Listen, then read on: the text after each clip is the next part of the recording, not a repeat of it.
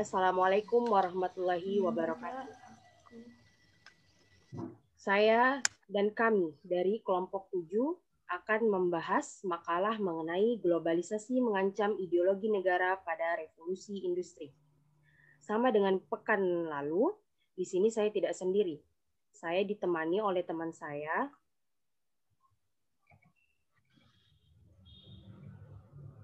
yaitu ada Asfuri Handayani, saya sendiri, kemudian Namira Mustari, dan Andi Mutmainah Olbi.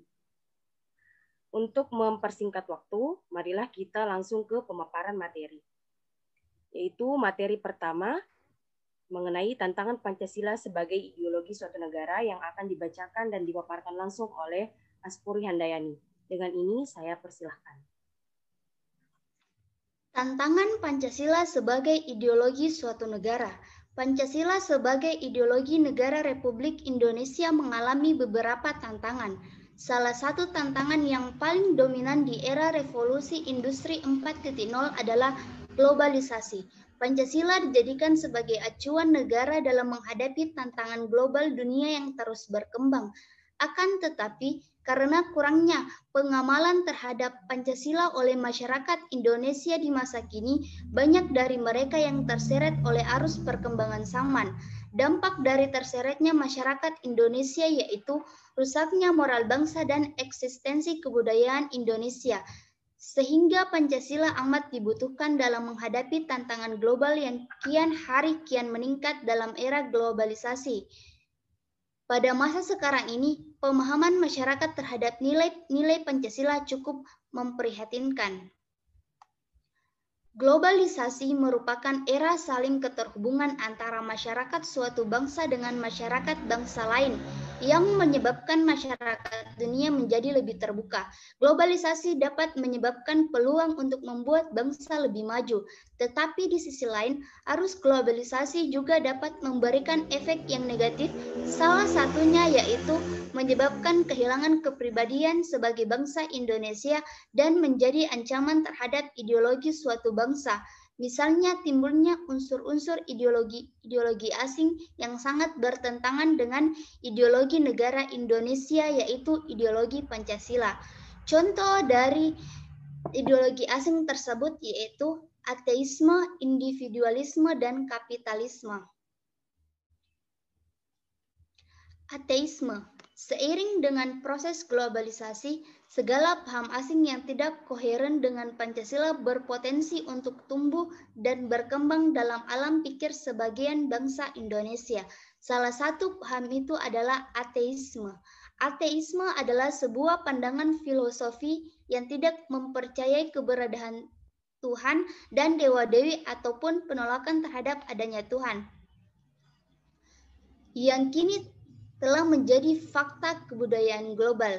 Padahal, sila ketuhanan yang Maha Esa pada Pancasila menegaskan seluruh aspek kehidupan bangsa Indonesia dipandu oleh nilai-nilai ketuhanan yang bersifat universal.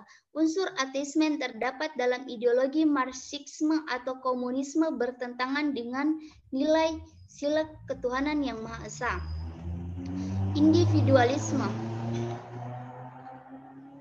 Individualisme merupakan suatu paham yang menerangkan bahwa seseorang yang mementingkan haknya pribadi tanpa memperhatikan orang lain.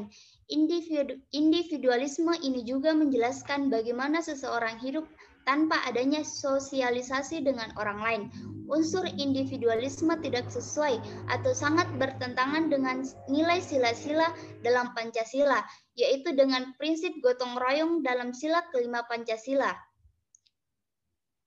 Kapitalisme.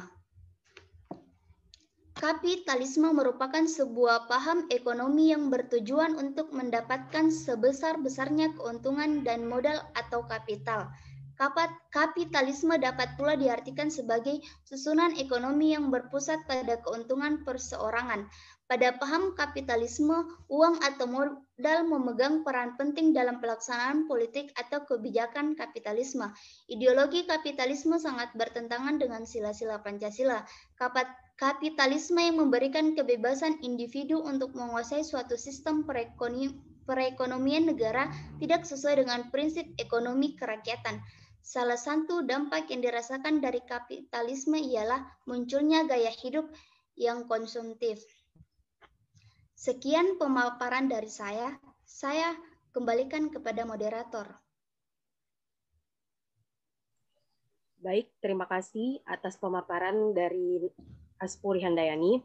Kemudian kita lanjut ke materi kedua.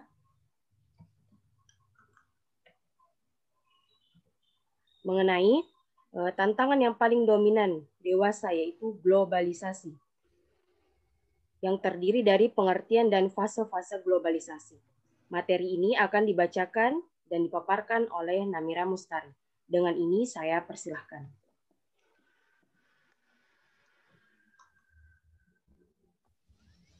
Baik, terima kasih atas kesempatan yang telah diberikan. Langsung saja saya akan menjelaskan tentang fase-fase globalisasi. Fase-fase globalisasi terdiri dari 6 fase, yang diantaranya fase embrio, fase pertumbuhan, fase take-off, fase perjuangan hegemoni, fase ketidakpastian, dan fase kebudayaan global. Di sini saya akan menjelaskan terlebih dahulu yaitu fase embrio. Fase embrio yang berlangsung di Eropa dari abad ke-15 sampai ke abad 18 dengan munculnya komunitas nasional dan runtuhnya sistem transnasional abad tengah. Kedua, fase pertumbuhan yang meliputi abad ke-18 dengan ciri pergeseran kepada gagasan negara kesatuan, kristalisasi konsep hubungan internasional, dan standarisasi konsep kewarganegaraan. Adapun fase take-off, yaitu yang berlangsung dari abad 1870 sampai pertengahan 1920 yang ditandai dengan diterimanya konsep baru tentang negara kebangsaan, identitas dan kepribadian nasional yang dimulai dengan masuknya negara-negara non-Eropa ke dalam masyarakat internasional. Dan keempat yaitu fase perjuangan hegemoni yang dimulai dari abad 1920 sampai dengan pertengahan 1960 yang ditandai dengan mengikatnya konflik internasional dan ideologis seperti kapitalisme, sosialisme, fasisme, dan nasisme yang jatuhnya bom atom yang mengunggah pikiran tentang masa depan yang diikuti terbentuknya PBB. Fase kelima yaitu fase ketidakpastian yang berlangsung dari abad 1960 sampai 1990 yang ditandai dengan munculnya gagasan dunia ketiga, proliferasi nuklir, konsepsi individu yang menjadi lebih kompleks, hak-hak kewarganegaraan yang semakin tegas yang dirumuskan dengan berkembangnya media global yang semakin canggih. Adapun fase yang terakhir yaitu fase kebudayaan global. Di fase ini ditandai oleh perubahan radikal di Eropa Timur dan Uni Soviet dengan yang runtuhnya dominasi komunisme di beberapa negara dan berakhirnya perang dingin dan melamanya konfrontasi ideologi. Terima kasih, saya kembalikan ke moderator.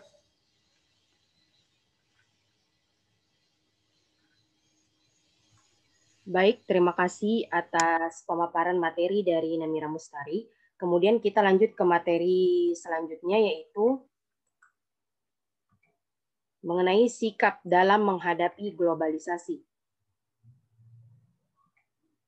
Nah, materi ini akan dibawakan oleh Andi Mutmainnah Kolbi. Kepada Andi Mutmainnah Kolbi, saya persilahkan. Baik, terima kasih atas kesempatan yang telah diberikan. Di sini saya akan menjelaskan tentang cara menghadapi berbagai tantangan terhadap ideologi negara serta kesimpulan dan materi kelompok kami. Adapun cara menghadapi berbagai tantangan terhadap ideologi negara adalah globalisasi tidak bisa kita hindari, tetapi kita perlu untuk tetap menanamkan pengalaman nilai-nilai Pancasila, Undang-Undang Dasar 1945, dan menumbuhkan rasa cinta terhadap bangsa dan negara demi terciptanya Indonesia yang lebih maju, namun tetap mempertahankan ciri keindonesiaannya. Meskipun secanggih-canggihnya perubahan zaman nanti, apabila kita tetap berpegang teguh terhadap nilai-nilai Pancasila, Undang-Undang Dasar 1945, dan menumbuhkan rasa cinta terhadap negara, terhadap bangsa dan negara, maka Indonesia akan mencapai cita-cita bangsa dan kehidupan negara ini akan menjadi semakin baik ke depannya. Hal-hal yang bisa kita lakukan untuk menghindari berbagai tantangan terhadap ideologi yaitu yang pertama, sila ketuhanan yang Maha Esa diwujudkan dalam bentuk semangat toleransi antar umat beragama. Kedua, sila kemanusiaan yang adil dan beradab. Diwujudkan penghargaan terhadap pelaksanaan hak asasi manusia di Indonesia. Yang ketiga, sila persatuan Indonesia diwujudkan dalam mendahulukan kepentingan bangsa dan negara daripada kepentingan kelompok atau golongan termasuk partai. Yang keempat, sila kerakyatan yang dipimpin oleh hikmat kebijaksanaan dalam permusyawaratan perwakilan diwujudkan dalam mendahulukan pengambilan keputusan berdasarkan musyawarah daripada voting. Yang kelima, sila keadilan sosial bagi seluruh rakyat Indonesia diwujudkan dalam bentuk tidak menyalahgunakan kekuasaan untuk memperkaya diri atau kelompok karena penyalahgunaan kekuasaan itulah yang menjadi faktor pemicu terjadinya korupsi. 6. Membangun argumen tentang dinamika dari tantangan Pancasila sebagai ideologi negara. Adapun kesimpulan dari materi kelompok kami adalah Pancasila sebagai ideologi negara Republik Indonesia mengalami beberapa tantangan. Salah satu tantangan yang paling dominan di era revolusi industri 4.0 adalah globalisasi. Pancasila dijadikan sebagai acuan negara dalam menghadapi tantangan global dunia yang terus berkembang. Globalisasi merupakan era paling keterhubungan antara masyarakat suatu bangsa dengan masyarakat bangsa yang lain yang menyebabkan masyarakat dunia menjadi lebih terbuka.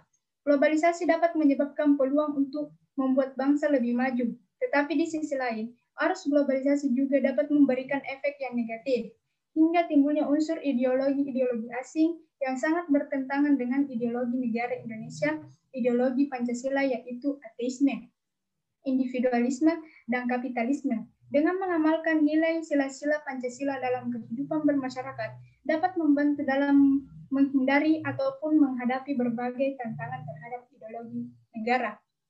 Mungkin sekian dari saya kembalikan kepada moderator.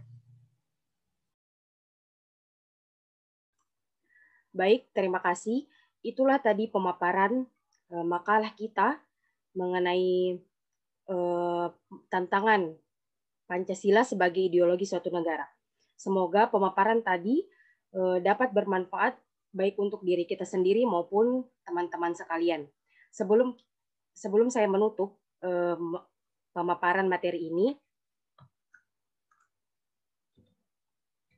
ada sebuah kata dari Nelson Mandela, yaitu ada sebuah kalimat dari Nelson Mandela, yaitu pendidikan adalah senjata yang paling ampuh yang bisa Anda gunakan untuk mengubah dunia. Sekian presentasi dari kami. Dari kelompok 7, lebih dan kurangnya mohon dimaafkan. Wassalamualaikum warahmatullahi wabarakatuh.